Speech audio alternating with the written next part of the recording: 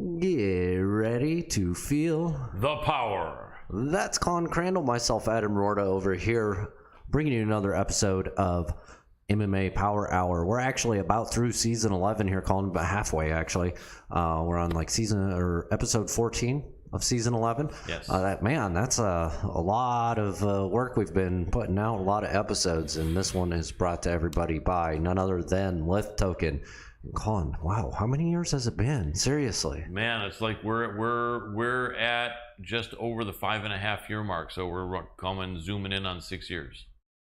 6 years, that's crazy. That's crazy. And I think we've been as consistent really as any podcast, except maybe Joe Rogan, but I know he'll take some weeks off here and there. We literally, I think in our best year we took maybe 2 weeks off or 3, and then the worst year we took maybe 6 weeks off or 7 weeks.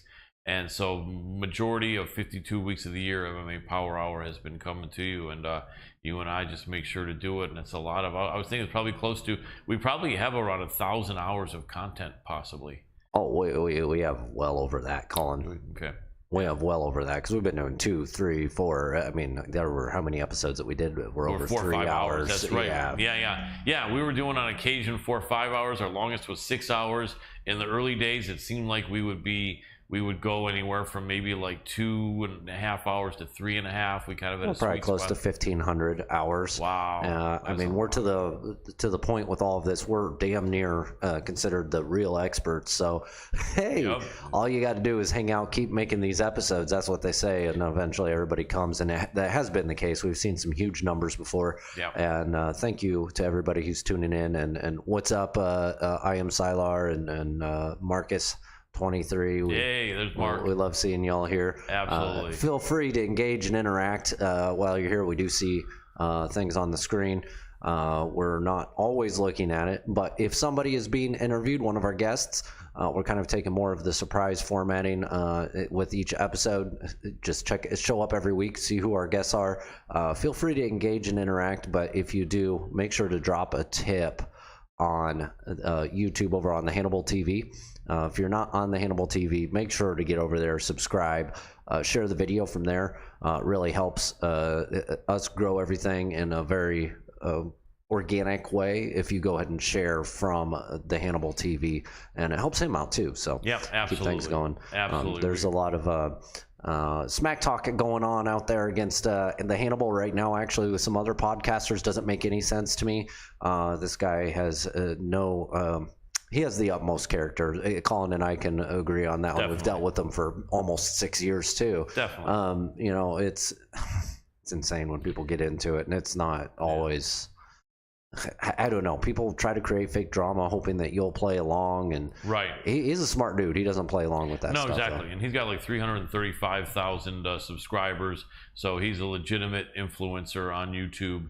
And as far as Canada, this is, I think, the highest subscription count for a combat sports show emanating from Canada, and so he's definitely got a lot of people there. And it seems like people want to mess with people that they're hoping to get their followers, or their right. No, it's crazy. People will troll others. You guys saw me disappear for a second, come back. I had to set my camera. It was delayed a little bit, but yeah, no, it's crazy when people try to go for the followers and troll people. But you know what's even crazier is people missing weight and thinking that they're still going to have a job afterwards. Yes. We talked about it a little bit with Aspen Ladd missing weight against Sarah McMahon, and then Sarah McMahon just being like, no. It has to stop somewhere. This has to stop somewhere. And apparently Dana wasn't having any of it, and the UFC cut Aspen Ladd because of the weight misses. And I've also seen something else out there about Sarah McMahon getting cut. She wasn't cut, y'all. She wasn't cut. Her contract was up after that, and she was able to explore other opportunities, which I've seen in a couple different sources that she is right. We don't exploring know her contract options, but that doesn't yeah. mean she's not back with or still with the UFC. That's true. We'll see. Contract exploration is a thing when you're later in your career. It happens a lot more often. And I think we're starting to see it with fighters in general, try to get a little bit of a bidding war going on. So we'll see what happens there. But I have, I don't know, she's been such a big face there at UFC for women's MMA. Sarah, yeah. I think she's going to be there for the rest of her career. I think so too. What she mentioned on our show is going to be maybe 2-3 more years. Yeah. And yeah, I don't think they would not want to have her there. She's a great role model. Olympic silver medalist, has never had like bad words with any fighter. I don't think, literally in any fight. And she's just 100% class act. So I hope to see that that Sarah re-signs, and she may already by right now. We're really just talking about speculation that we've read. We don't have any insider information on this whatsoever, except for the fact that we like Sarah McMahon. We've spoken with her on our show several times over the years, and like to see that free agency maybe, whatever she wants. Yeah, really, this conversation, even bringing it up, it's all because I've seen some people put some things out. Posting, yeah. I mean, just want to make sure everybody understands and knows the correct scenario and situation. That is that Sarah McMahon was not released in the same sense that Aspen Ladd was. Right, exactly. That's it. So we don't think she's released at all.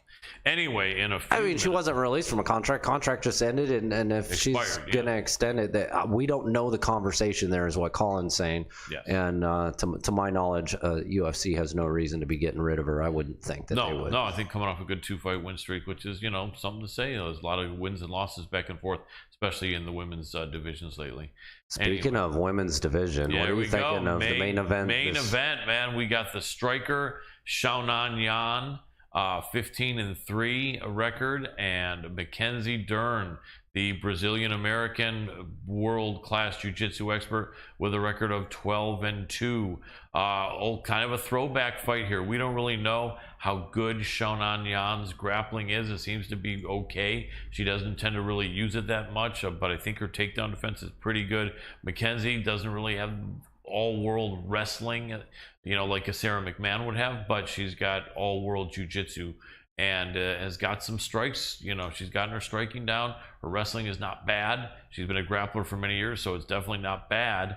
But it's going to be interesting. The whole thing is going to be if Mackenzie Dern can get Xiaonan Yan on the ground and either end up on top or end up in a scramble with her where they're close enough that Mackenzie can catch something. Then she probably will. If somehow do you think the 4-year age difference is going to make a difference here at all, or do you think this is the age range that's I don't know. I feel like women's MMA, I feel like age impacts women faster. Maybe, even though Sarah McMahon's a great example of how it wouldn't, but she could be an anomaly. The fact that even she's not the only one, but I think when you talk about the finer details, especially these lighter weights, I feel like Mackenzie Dern has been doing combat sports. Mostly jiu-jitsu all of her life before MMA. So she wasn't taking strikes then, but just a lot of years on her body. So I don't know that she's going to be like a super young 29-year-old. I have a feeling physically they both have probably a similar amount of damage. Who do you have on this one?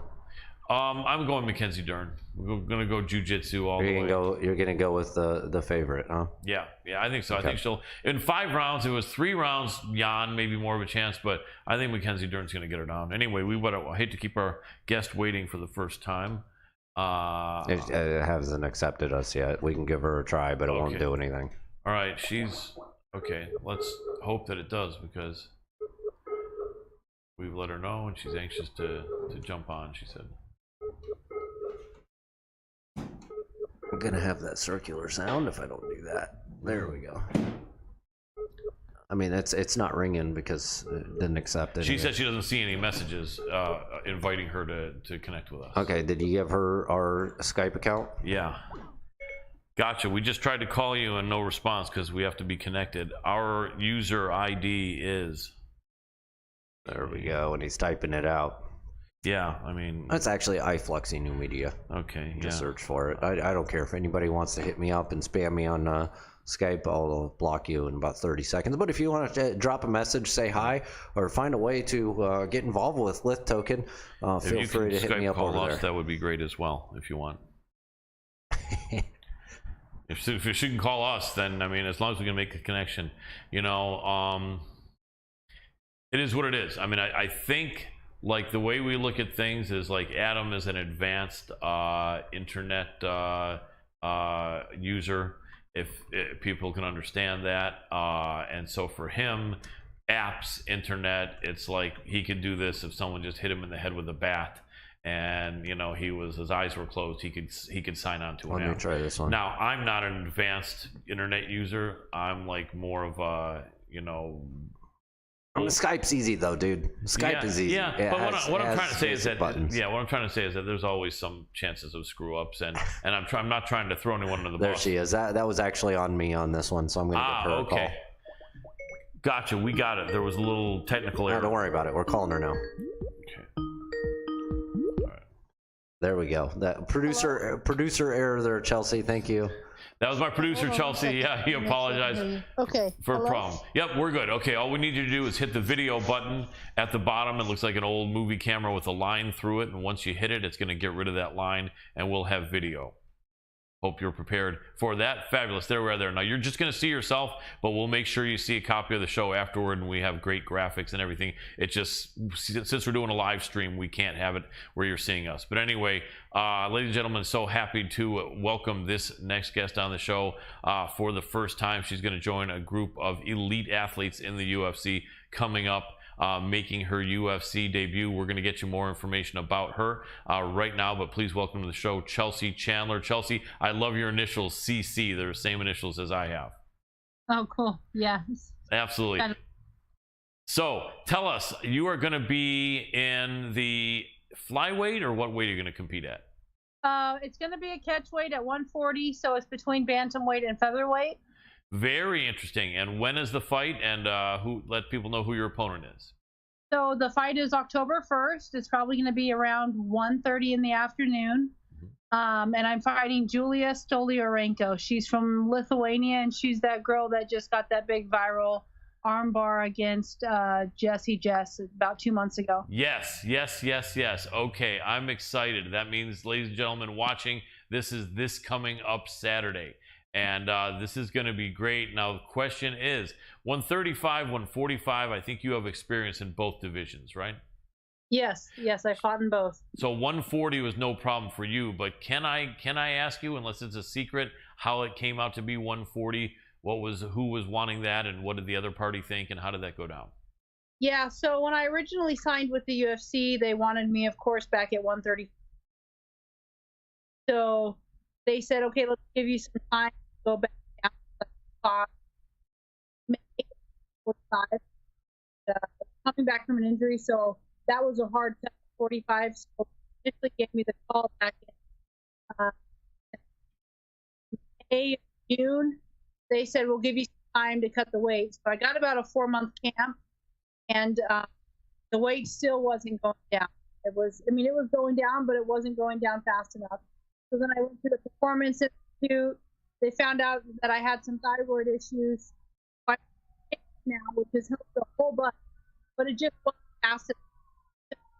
Chelsea, I'm sorry to interrupt you. Sorry to stop you, Chelsea, but we're getting a lot of interference. We're only getting like every other word that you're saying. I hate to ask, but do you see, is maybe you can be closer, or if there's any other room you could be in? I don't want to inconvenience you, but it seemed like reception was kind of weird, but maybe you're a little closer you could try.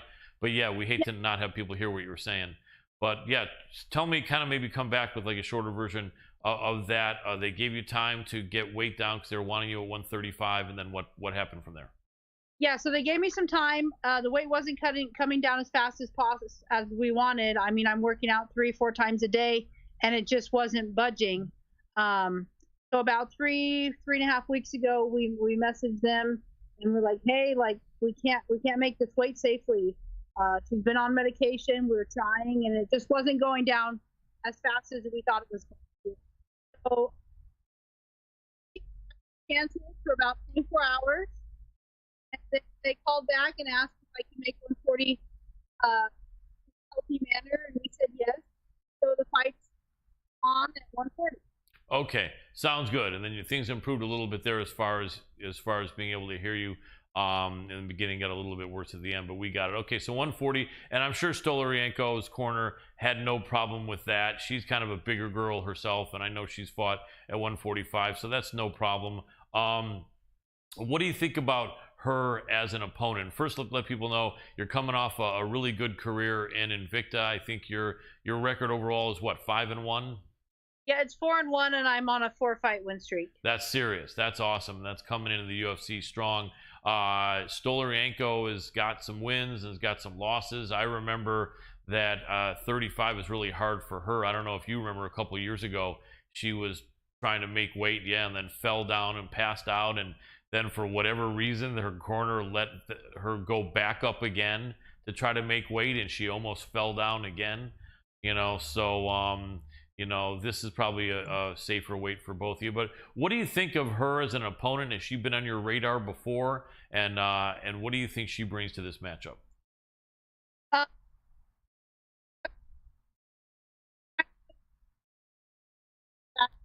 Jiu-jitsu.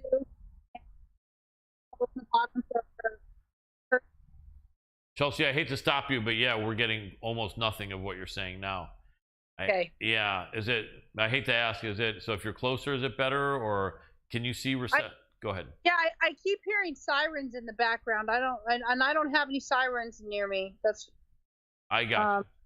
I got you. No, I appreciate you, and I know you're not doing it on purpose, believe me. But we want to make sure you're heard, because if you're not heard, we don't want to have people frustrated to have you here but not know what you're saying. But so maybe let's just test it out. Maybe ask you a quick question. So had you heard of your opponent much before the fight? Was she on your radar at all?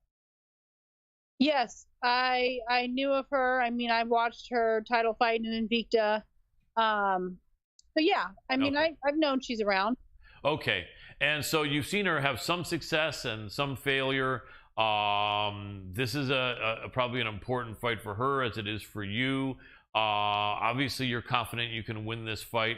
What kind of a challenge do you think she presents, and is it any different than any of the girls that you fought before? Well, honestly, I have really good jiu-jitsu too, so I'm not afraid to go to the ground with her either. I just think that the challenge is she comes out guns blazing the first round, and she's not afraid to just go balls to the wall. So I just think, going through the first round, and I think after the second and the third, my finish will be there for the taking. I think after. Excellent. I really don't foresee any crazy danger from her. I mean, all she does is really do the armbar, and I mean, I can do an armbar too. So nice. Speaking of armbars, I see you're training out of Stockton. Are you training with the Diaz brothers? Not right now, but I'm training with Cesar Gracie, which is their coach, and Victor Galden, who was with them for the past 20 or so years. So very cool. Yeah, most of my camp has been we just opened a gym in Stockton, so most of my camp has been at our gym, and also at Caesar's in Pleasant Hill. So, and at my boxing coach is Felipe Martinez. So very cool. Have you ever met the Scrap Pack guys though? I'm sure you have, huh? Yep. Gilbert Melendez's wife, Carrie Melendez, she's a good training partner of mine. Me and her got to do some drilling for this fight. Nice. So yeah, I cross-train with them as well. Very cool. Super talented. And so obviously you probably know your jiu-jitsu if you're training with guys like that. So yeah, chances of her arm barring you probably aren't really great. So yeah, it should be a good matchup. You're both big, strong women. I think in that last fight against Jessie Jess, there was a kind of a noticeable size difference. I don't know if you watched the weigh-ins for that fight, but I looked at that and I'm like, damn, I feel like taking like my whole savings and putting it on Stolarienko. She just looked like she was gonna smash her. She looked like she had like 15 pounds extra weight on her, and I was like, this just doesn't even seem fair. Yeah, I mean, Jessie Jess is small for the bantamweight division. I've stood next to her. I think I'm bigger than her too. Yeah. But then you could say we're big for the bantamweight division. So I mean, it goes both ways. You have the smaller person who has an easier weight cut and they have a better chin versus the bigger person who has a hard weight cut. And I think there's advantages both ways, you know? Yeah, absolutely. But I don't think that this girl is going to be able to big sister you like she did Jessie Jess. Oh God, no. No, it's going to be the other way around. Nice, nice. I like it. Well, you must be super excited coming off a 4-fight win streak. Invicta has provided so many stars in the UFC. In fact, pretty much nearly all of the women's UFC superstars and women that have been champions came from Invicta. So, you know, you're on this great path. What do you think about that first fight? And so next week is at the Apex or somewhere else? This Saturday it will be at the Apex. That's right. Okay. And it's not that there's no fans, but it's kind of a weird situation where I think it's a maximum room of 200 people or something, isn't it? And everyone's kind of a VIP. So maybe people aren't going to get that boisterous or like that. But, you know, so it won't be overwhelming craziness. But you are getting some more spotlight and probably more press than you're used to. How has that felt? And is any of this going to be distracting for you? Do you feel like you're going to be any more nervous coming into the cage than you would normally have been in Invicta? No. When I came out to the PI in July, they got us tickets to see the fight because I wanted to see what it was going to be like in there. And it was actually really weird. It's super quiet. You can hear a pin drop. You can hear all the corners talking. You can even hear the punches landing. So, I mean, I fought with a crowd and I fought without a crowd. And I feel like the crowd at the Apex is going to be less than the crowds I've had to fight for at Invicta because the Invicta crowds are loud. Yes. And at the Apex, it's kind of quiet. So I don't think I'm going to be really feeling that stress. And I feel like Shannon over at Invicta, everything's professional over there, and I'm prepared and I'm ready to go. So I don't think it's going to be like, oh, you're on the big show. I always considered Invicta the big women's show as well. So it's not like it's a big ooh and ah for me. I'm ready to go. So it's not like it's going to make me nervous, I don't think. Excellent. I'm sure you're right, and it's going to be exciting. And you guys are not the opener, or are you? Are you the first fighter, or more like a second or third fight? No, we're the second fight. Okay. Yeah. Cool. So if anyone's running late, and I'm glad you mentioned the time, because I think you're talking West Coast time. You should be around 1:30 p.m. Is that what you're saying? Yeah. Well, the show starts at 1 o'clock, so. I mean, depending on how the first fight goes, we could be on at 1:15, 1:20. Right. Yeah. So. Excellent. And so, who's going to be in your corner? You got Cesar Gracie. Are they allowing like 2 or 3 people now, or is it still 2 people? Yeah. So I'm going to have Victor Galden. He's been my coach from the beginning. He trained with the Diaz brothers for over 20 years, and he's my head coach. I'm going to have Felipe Martinez. He's also my boxing coach that I've worked with for a long time, and then Cesar Gracie, who also gave me my purple belt. I'm a purple belt under him, so he'll be there. So yeah, I've got a great corner for this fight. Awesome. I'm a fellow purple belt, by the way. All respect to you. You're probably way better than me though. So there are levels of this, and there's levels of purple belt. But yeah, no, that's definitely good. And under Cesar Gracie, that's awesome. You know, I remember the only woman I remember other than Carrie Vera. Not Carrie Vera, well, Carrie Vera, and then also Carrie Melendez. And Brandon Vera are not there. They're at Alliance. So forget what I just said, though. Carrie Vera was with Brandon Vera in Alliance. But the only woman I remember over with Cesar Gracie was Leslie Smith. Yes. Did you Leslie is the bomb. Yes. She's been my main training partner since I started. Nice. Yeah. So, I mean, when you tell me, yeah, I'm going to come in and fight this girl from Lithuania. It's like, dude, I've been training with Leslie Smith for years, and she comes at you 100% every training session, you know? Yeah. So I'm more than prepared for this fight, and I'm really excited. Without a doubt, because Leslie Smith is fearless. I mean, that girl, and it's funny because I interviewed her, I think about 4 years ago, and super nice person, very chill, very sweet. Kind of like a Bay Area hippie, kind of, you know, she gets that feel of just, but then in the cage, she is a beast. Like literally, I remember that fight where she almost got her ear torn off and she still wanted to fight. She went in there short notice against Chris Cyborg at a weight division above the weight she's in. She's fought everyone there is to fight. She fought Chris again. So yeah, that is so great that you've had Leslie Smith to train with, because yeah, you're not gonna have anything that Leslie probably hasn't shown you coming up in this fight. Right. Okay. Well, this is going to be great. I look forward to this. And we've only got about 3 minutes left, but tell us the best places people can support you on social media, and then maybe an interesting fact about Chelsea Chandler. Okay. You can follow me on Instagram, Chelsea Chand 209. You can follow me on Facebook, which is also the same, and Twitter's the same as well, Chelsea Chand 209. And then I went to the University of Miami, and I graduated there. Awesome. Yeah, I have a bachelor in business administration, and I double majored in business law and business management with a minor in English. So that's something not a ton of people know.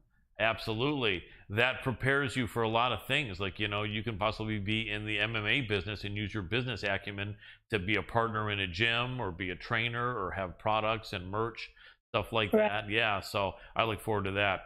Well, Chelsea, we're going to be cheering for you. I really know that coming from the team you're coming from, you know, you are going to be the A side in this fight.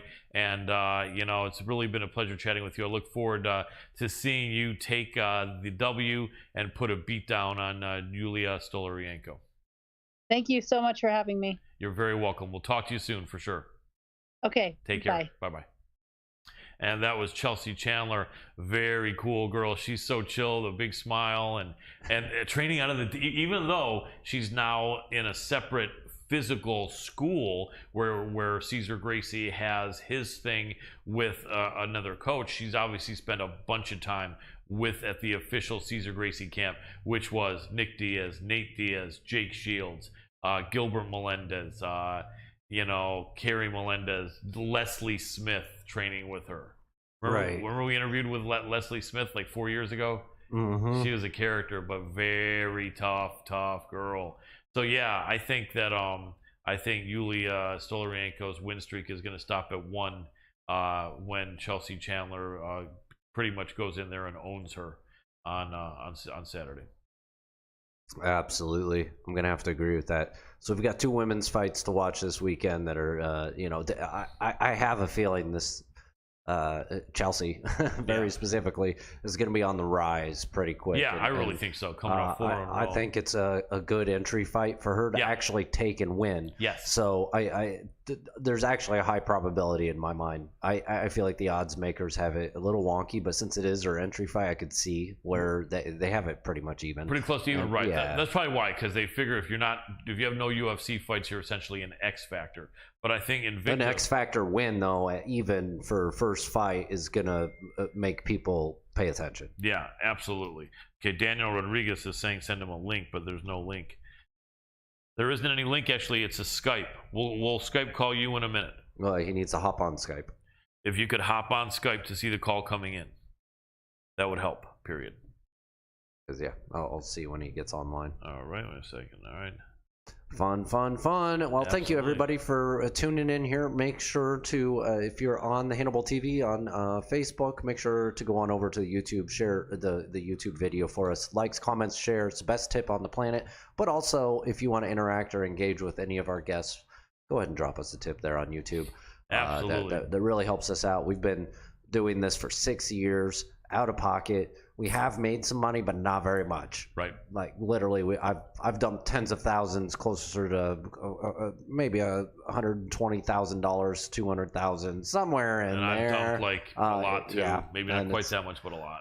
Well, I mean, production equipment and you know, making sure that the studios are set up. We both, and all the advertising, all the bills and advertising that we've dumped into it. Yeah, we have. So blood, sweat, and tears. We could use some help, guys. Exactly. The one thing I wish you guys would do is tell your friends, don't watch the Contender Series on Tuesday. Watch us. This is one of the things, Adam, I was going to also mention. We started out, I think, as a Wednesday show, then went to a Thursday show. And at that point, only Bellator and UFC were out there. So as long as we avoided Friday and Saturday, we were good. All of a sudden, PFL starts coming out on Thursdays, so we moved to Wednesdays. All of a sudden, One Championship is doing their slightly delayed live show on Wednesdays, so we moved to Tuesday. And then Tuesday now has Dana White's Oh, contenders. of course, it only makes sense. Throw Right. in shoulder programming on one of the other days later in the week. Everybody a long enough break. Keep it extended, and rather doing it on a Sunday, right? Right. Because So, I Sundays, the only you have way- the football, and Right. Mondays you have football. Then Monday, so- right? So you're right. Actually, we'd be going. Yeah. So essentially, the only thing we could do is if we didn't want to go up against any MMA, We're just leaving it. just do it or just leave it alone, give up, or just leave it as it is. Leave it on Tuesday. I agree. Contender Series is great. Yeah, Listen, but not you everyone can, watches it. Not everyone. you watches can tell people to watch us later after they watch Contender Series. But you can, or that's right. you It can stays watch up. that after us, which is even better because you can interact and engage with us directly live. And That's we wanna right. And Thank we you are- guys for all yep, of that. Exactly. And We then appreciate it. it doesn't look like he's hopping online on that account. Is there? Maybe ask him real quick. Okay, hang on. Right. Can you remind me of your Skype address, bro? Question mark. You Yep. want to try the one we have? I mean, he's not online, so All right. Let me. you already know that drill. Yeah. I can do this. I mean, 'cause Let me. we had him on, I think, about 5 months ago or 4 months ago. Everybody, hang with us. We'll go over. Yeah. Actually, I can probably see a date. I can probably see a date where we had him on last. I think. So I'm gonna start a call, actually, Colin, and I'm gonna email you Okay. a link. So this is. Let me go to my Gmail. Okay. Or I'm gonna see if he wants to call us. Yeah, he can call us real quick if he wants to. All right. But I can also just do. Which email do you have to your? Is it Royal or is it? Mine is Royal. Yeah. Making sure that's what you have on your phone. Yeah. Yep. Yeah, you don't need to check and see if you can call us. Don't worry about that, Colin. Don't worry about that. I got you. I got you. All right. I'm just gonna send you a link that he can actually use. So everybody out there waiting for us to actually do something exciting, we do have Daniel Rodriguez coming I'll on get here you in a a Skype minute. link now. I just found out we can do that. You know, trying to do some funky business that we really haven't done before. And it's just gonna say link, Colin. Okay. Wow, this old email signature that was on this computer. Oh, he only. just showed me his, except it's not. You know me? Okay, he's showing a picture of his thing, but I should just go to our thing. Anyway. Does it have a guy that is like the yes. Air Jordan one? Okay. Yes, Yeah. that's Tell it. him we'll call him in a second. Okay. All right. Sweet. We'll call He's you in a online second. now. See him. Perfect. Yep. All right. Skype dance. Skype dance. Jens Pulver has nothing on us. That's right. Daniel, can you hear me? D-Rod, can you hear me? You got me, brother? Can you hear me? Excellent. All we need you to do when you can is hit the video button at the bottom, which just looks like an old camera. Sweet. Got you there. Appreciate you, bro. Hey, we'll give you a proper introduction, ladies and gentlemen. So happy to have this next guest back on the show, man. Super exciting UFC welterweight contender, the man they call D-Rod, Daniel Rodriguez. Welcome back to the show, Daniel. What up? All good, bro. All good. We really appreciate you, man. So much went on. You were part of one of the craziest shows ever where the night before the fights happened, 3 fights got switched. Instead of you going up against Tony Ferguson, you're going up against instead of you going up against Kevin Holland. I was supposed to fight Kevin. I was supposed to fight Kevin Holland, bro. Yeah, you're right. Sorry, I just caught myself. Instead of you fighting Kevin Holland, you end up fighting Li Jingliang. Holland ends up fighting Hamzat, and then Nate Diaz against Tony Ferguson. First, a quick question. If someone said to you or asked you, and they probably already have, do you think there's any truth to the fact that they had these matchups in mind the whole time and were just about ready to drop them on that Friday anyway? Would you think there's any truth to that? I mean, all the matchups made sense in the end, you know. What's that? I didn't hear you. Yeah, I'm saying. I mean, it all kind of worked out, and if you think about it, I think the matchups made more sense in the end. Yeah, they did. They really did. So some people are feeling it. Maybe they had those in mind from the beginning, but who knows? But anyway, more than likely didn't. It's just a bunch of weird stuff happened. And then you ended up having a good fight with Li Jinglong. And that was a good matchup, man. What did you think about how that fight went down compared to what you were expecting from the Leech? I didn't really know what to expect, that an opponent, last minute change, an opponent kind of really threw me off. I was expecting a whole other fight. And I went out there and fought a strategic fight. He packed a lot of power. I tried to do my best to stay away from it.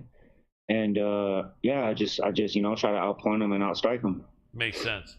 Makes sense. And it was a good fight. You look good there, and I think you both kind of raised your stock there. In that Khamzat versus Kevin Holland fight, man, let me ask you this, because I think since then you're the first UFC fighter I've had a chance to ask this question of, and I'm curious to see what you think and what you think most UFC fighters might think. So when Holland comes in to face Khamzat, it looks like Holland was like putting his hand up, like, let's touch hands high again. And it looked to me like Khamzat faked the touch and just shot right on him. And I don't know, maybe I'm just an old school boxing guy that used to watch boxing with my dad when I was a kid, but like doing any kind of shit like that was frowned on, at least like in boxing. And and in MMA I kind of think so too. Most people aren't saying much of it though. I mean, maybe just because they figure, well, Khamzat might have done that, but I thought that had a bearing on the fight. He was going to have to work for that shot against Kevin Holland. He was going to have to work for that. And instead, by doing that, he's right in on the legs. I mean, what do you think? I mean, it's kind of like unsportsmanlike, a lot of things that he did were frowned upon, from the beginning, from getting the, it's just missing weight, everything before. Missing weight, starting shit backstage, starting shit with the hitters, just like trying to be this gangster persona, and just he's doing too much,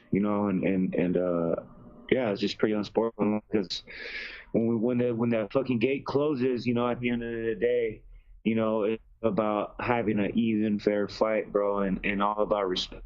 And Holland tried to show some respect, despite fighting, having their beef, whatever.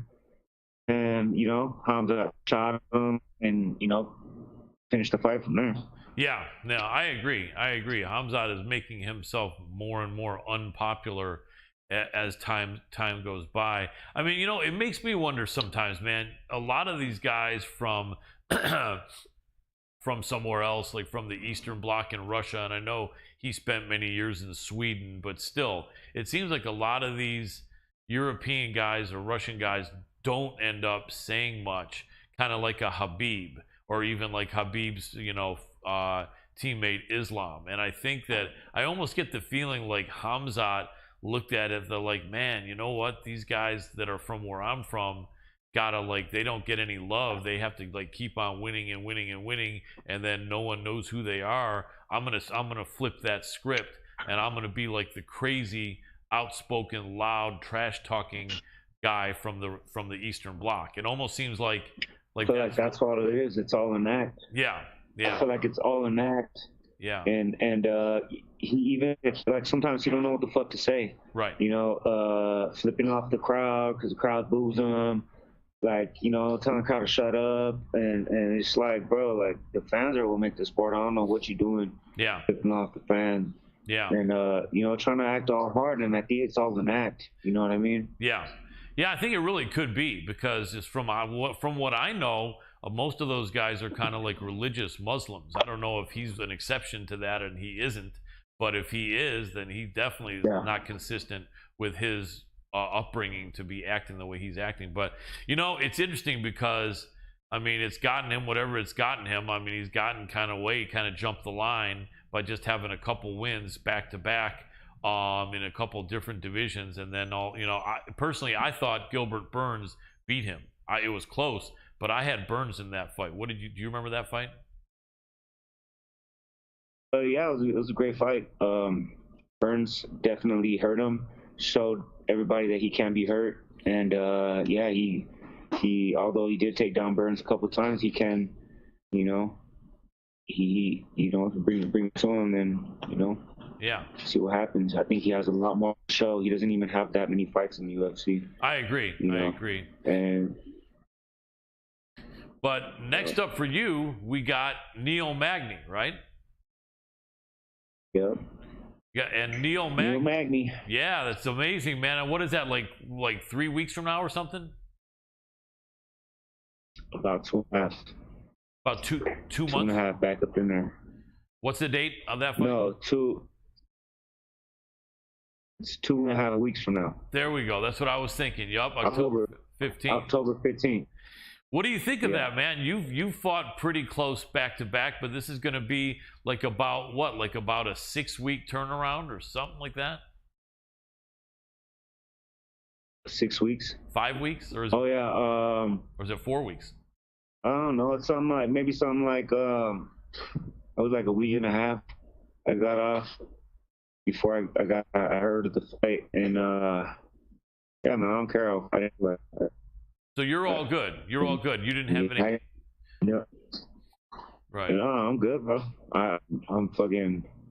I took a week off, ate a couple, at a couple buffets, and I'm back to work. So nice. That was the main focus, was to get back in shape enough to I could like be able to take short notice fights and just keep the ball rolling. That's the main goal right now, is just to keep on fighting and fighting and fighting. I don't care who the fuck it is. It just so happens to be they offer me Neil Magni. Let's do it. So next. Absolutely. And that fight will be a 170, or is there a catch weight in that fight? It's 170. The only reason why we had agreed to 180 was it was a short notice fight, really short notice. I was coming off a year left, and we just agreed to like rather focus on training than cutting weight or whatever, which was something I never really done before. And Colin agreed to it, and that was it. But other than that, I'm a 170-pound fighter. Yeah, absolutely, and you can definitely make that. I remember the last time I saw Neil Magni fight, he was getting beaten by that Shavkat Rachmanov, who's definitely a tough guy, and Neil did look a little bit old in that fight to me. I don't know why. I mean, he's got a lot of miles on him. He's not really super. Super. He's a veteran. He's got a lot of fights. Yeah. He's got a ton of fights in the UFC. But my debut, I fought Tim Means. He's got a ton of fights in the UFC that really don't mean nothing other than who shows up that night. Yeah, without a doubt. One of the things I remember is before that fight, he fought Max Griffin, and we've interviewed Max Griffin several times. And I thought that Max Griffin fight was really close with Magni. I mean, I may be biased because I've interviewed Max like probably 8 times, and he's a really good dude. I thought he beat Neil Magni. Yeah. It was real close, and I thought the first 2 rounds went to Max, and then Neil kind of brought it on him. And I remember talking to him before that fight, saying, man, everyone seems to try stuff on Neil, and he comes up with a whole bunch of unorthodox shit to just kind of mess people up. And Max said, he said, I'm not going to let him come up with that crazy shit. He said, I'm gonna put it on him, and I'm gonna keep putting it on him. And he did, but then in that 3rd round, Neil came up with his unorthodox crazy shit. And so what's your thought? I mean, because it seems almost like he's such a veteran that like he'll pace himself so much that he can come and try to bring it on you, put it on you in the 3rd. I mean, I don't really think too much about him, bro. I just fucking do my thing. I train hard as fuck. I don't really focus too much on what he's gonna do. I understand that he's like a fucking he's like a grappler type dude. Mm-hmm. He's got a bunch of fights under his belt. He's a veteran. Like you said, hasn't been looking so great his past couple fights, but you never, like, he has a gas tank on him. you know, I'm just gonna go out there and fight him, bro. You know, they say he picks it up in the third round, so do I. In all my fights, I think, you know, the third rounds where I really get going, so I shouldn't have no trouble there. Absolutely. No, I agree. I think you are the fresher fighter here, and I think you're going to put it on him. And then that way, I would imagine getting by Neil Magny, and if you get the win there, you're probably good for the year, or would you think you would want to fight again if that one went easily? Hey, if they want me to fight, if they ask me to fight, I'm gonna fight, bro. You know, that's the way my career pretty much is. You know, majority of my fights in the UFC are on short notice, and you know, it's on me to just stay ready. And you know, I'm dedicating myself fully to the sport, and there should be no reason why I don't take fights when they offer them to me. Absolutely. Last 2 minutes, and I'm going to let you go like we promised. Let us know who you train with, who's helping you with this camp, and if it's not a secret. And then let us know, like, if you got any merch or any website or anything, anyone you want to shout out. Yeah, there's right now currently I'm working heavy on my grappling shit. I got my coach Rodriguez here. I'm gonna spend my day one guy. I got my training partners, obviously at Syndicate, John Wood, one of my main training partners, Slavnikov. And you know, over at the PI, getting taken care of fully over there, and you know, I'm back and forth from LA, and you know, I always fuck with the 10 Planet homies, and yeah, bro, shit, shout out to Monster, what up, Tradecraft Farms, Natural Effects, CBD, shit, what else, bro? Absolutely. Well, D-Rod, man, I appreciate it. Yeah, and everybody I forgot, what up? Absolutely. Oh, shout out to my podcast, the Up and Comers Podcast. Make sure you check that out and subscribe.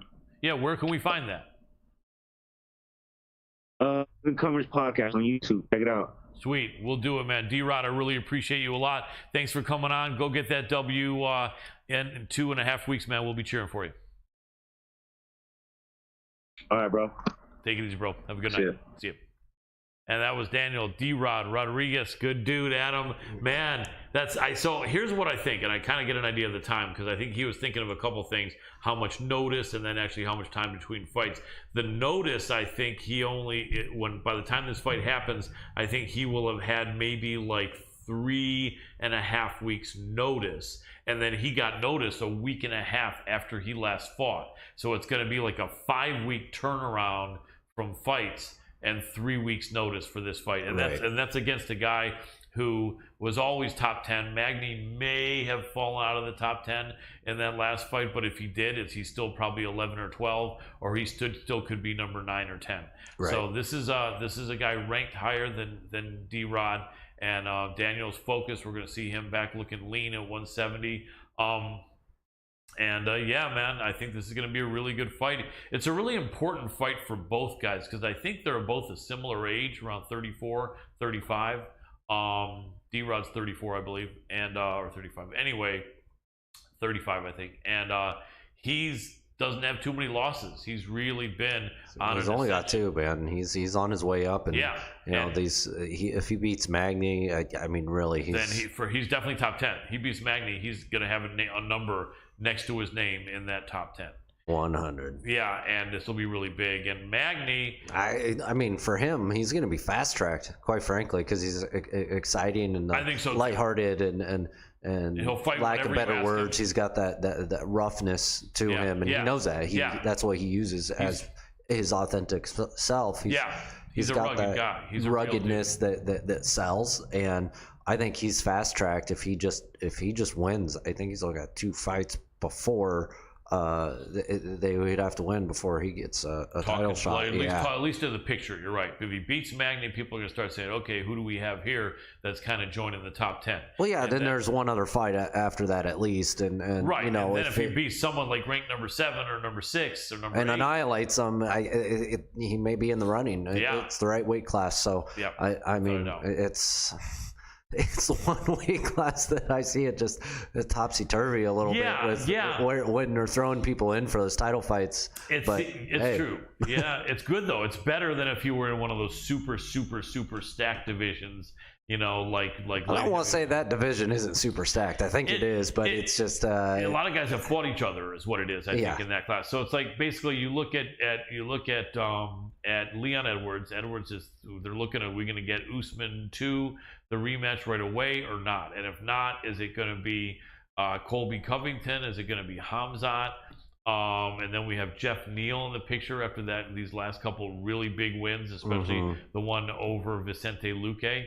And yeah, basically, you know, one more win and D-Rod will be talked about. I think it's a stacked weight class. It's just the same guys hang out in the top 10, and they don't really get pushed out of the way where a lot of the other weight classes you're seeing movement a lot more. And I still think featherweight, lightweight, and light heavyweight are even more stacked than welterweight. But as we just read off a bunch of names of legitimate killers, it's definitely not a super shallow division by any means. That's for sure. But that's so kind of what I'm trying to say. Yeah, without a doubt. But yeah, D-Rods are one of those real guys. I wonder if they're showing the odds on that yet. Yeah, of course they are. Give me a second. October. It's not scrolling 15. Very smoothly right now. I know. Yeah. It's not showing the odds yet. No odds for. Well, it'll have some odds. It has it about even. Yeah, that's right. Yeah, it looks like they're making Neal slight favorite, but only 2 books have odds up, and there's like 8 or 10. It might go the other direction pretty quick. So I mean, listen, you don't know. It's too far ahead of the game here. Yeah. So actually, I want to talk about this because I do think we have a couple exciting fights coming up. Unfortunately, we won't be able to make it because we're busy, but.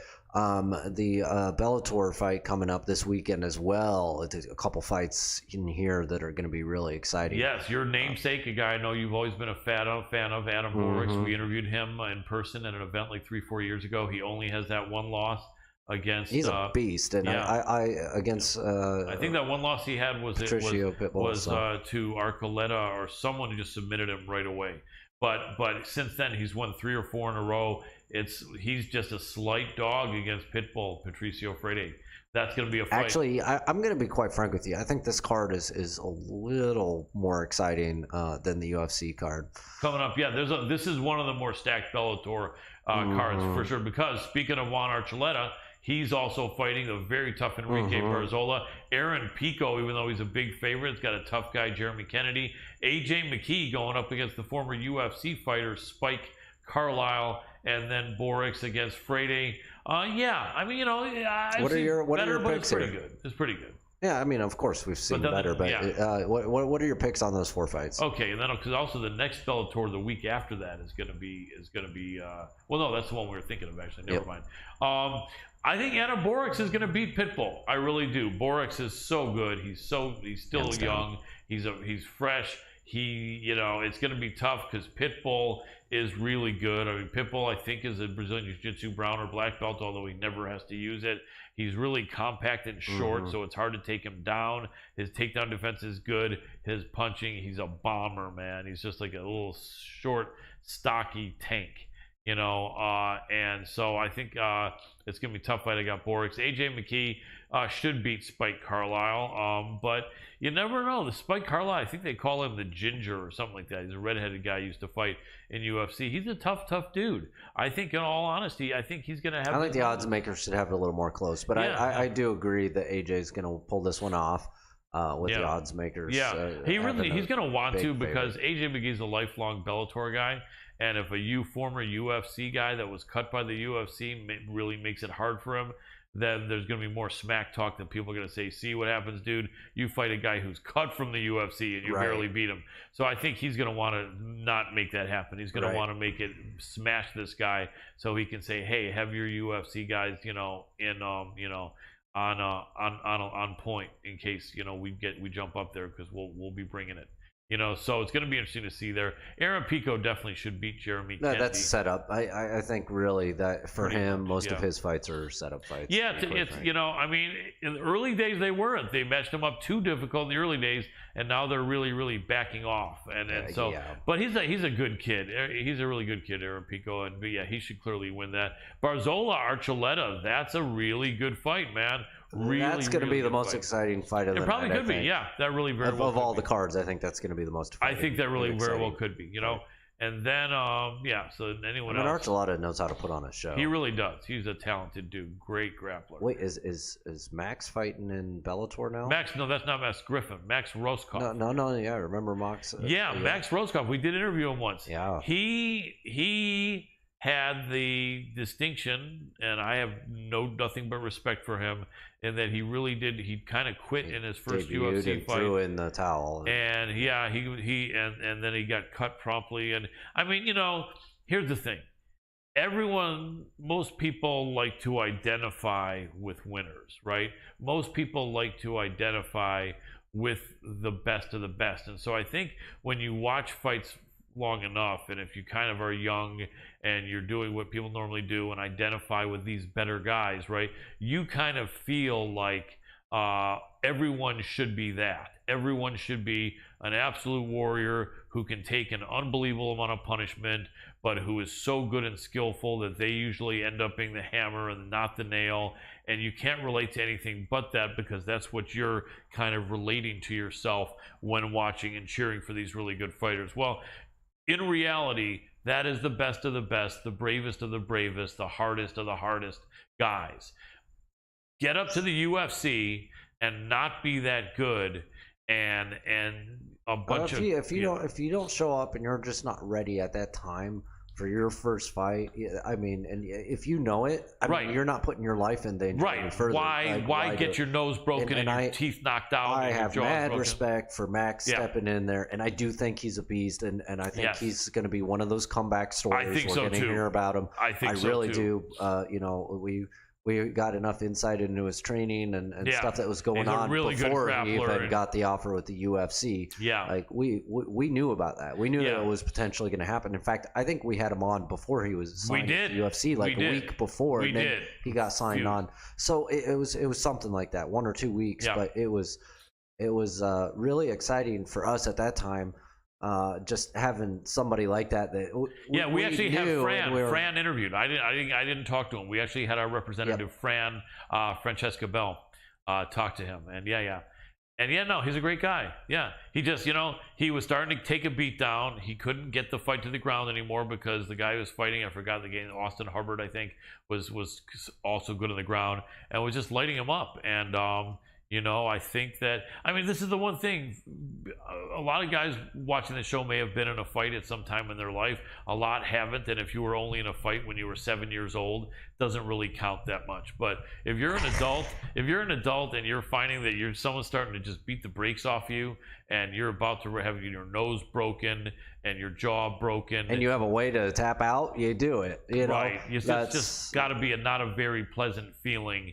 And you really kind of start thinking, hey, how about the live to fight another day scenario? Exactly. But then there's also living to literally fight another day and come back when you're in better condition, when you're better more prepared, trained, and better prepared. So I'd like to see Max win this. I think he can. I think he will. And I would love to see that comeback, because he took, and like I said, a huge amount of heat from quitting in that fight. And the dude's more than he deserved whatsoever. A lot more. Hey, Colin, you know what? It's been another amazing episode. I'm going to get some dinner. I am starving. We've put an hour in. We don't have another guest, so I am ready to hop off. But I want to go ahead and say thank you to everybody here that is tuned in. Tune in next week. We'll be here next Tuesday again with a couple more surprise guests. We're always going to be dropping guests on you. That's a guarantee. We've had 11 seasons and 14 episodes now of multiple guests, anywhere between 1 and I think one episode we had 6, but we'll keep it up with number of guests, and now we're just gonna start surprising you guys. Showing up the Hannibal TV on YouTube. That's actually where we prefer shares, comments, everything, all the interaction and engagement. But if you're not willing to go to YouTube, hey, Facebook, the Hannibal TV. And then you can also hit up our Facebook group, MMA Power Hour, and make sure to hit up our lovely sponsors over at Lith Token. It's lithtoken.io, L-I-T-H, token.io. Absolutely. And I'm tapping out. And absolutely. Dr. Adam Roorda, thank you for everything you do. It's amazing. The Lith Token is amazing, and you can get your Lith Token served to you with or without ESG. So if you don't like that environmental governance, you can ask for the lift token, hold the ESG. And if you do like your environmental social governance, you can ask for the lift token with ESG. Right, Dr. Adam Roorda? No, but close enough. It's, just ask, get your lift token, and they'll cater it to whatever you want. ESJ, who knows? That I'm just guessing on that, but it's great stuff. Lift token, it's amazing, and you should check it out. Anyway, ladies and gentlemen, thanks so much for joining us. In order of appearance, Chelsea Chandler about to make her first UFC debut in her first UFC fight coming up this Saturday. Second fight from the start. It should be around 1:30 p.m. against Yulia Stolarienko, a veteran of the UFC. Go Chelsea Chandler, out of Stockton, Caesar Gracie team, having trained with the Diaz's for a long time and all the great people there. And then Daniel D-Rod Rodriguez. D-Rod, God bless you. Thanks for jumping on again. Really appreciate you, brother. Neil Magni, October 15th. Only about a 4 to 5 week turnaround after his fight against Li Jinglong. And I know he can do it, man. D-Rod, can't wait to see you rock it. That's about it. Spread the love in a positive way. Be that guy, be that girl. Let someone know you got their back and you care about them, even if you haven't had time to call or email. Be more kind and gentle to yourself. You deserve it. Take good care of your animals in this hot weather. Make sure they have something, a cool place to sleep, and fresh food, and especially fresh water and medical care. That's about it. Thanks so much for the entire team at the MMA Power Hour. This is Colin Crandall, and I am tapping out.